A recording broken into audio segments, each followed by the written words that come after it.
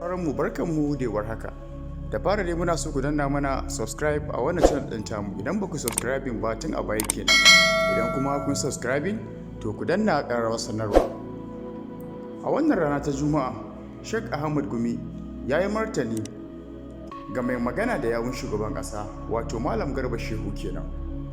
Malamin ya ce, ni ƙwararren likita ne kuma sojane ne, saboda haka ya san abin da yake faɗa, ma'ana shi Gumi kenan. Ya ce ya san abin da yake faɗa.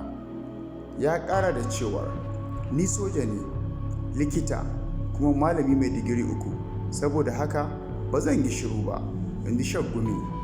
Kowa dai ya san cewar Sheikh Gumi ya yi ƙaurin suna wajen sasanci tsakanin 'yan bindiga da kuma gwamnatin tarayya ta yankin arewa maso yamma. An sha hasko hotunan shi a daji yana yi musu wa'azi da kuma tattaunawa da su. Kwatsam kuma sai gwamnatin tarayya ta tura rundunarta can yankin Zamfara da Sokoto domin a yaƙi waɗannan 'yan bindiga a gama da su. A inda Gumi kuma ya fito yake cewa bai dace a ɗau wannan mataki ba. Mutane dai suna sukar Sheikh Gumi akan wannan martani nasa.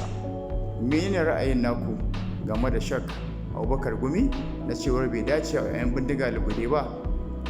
To Allah ba mu zaman lafiya ne. Kar ku manta a ƙarshe muna so ku danna mana subscribe a wannan channel ɗin tamu.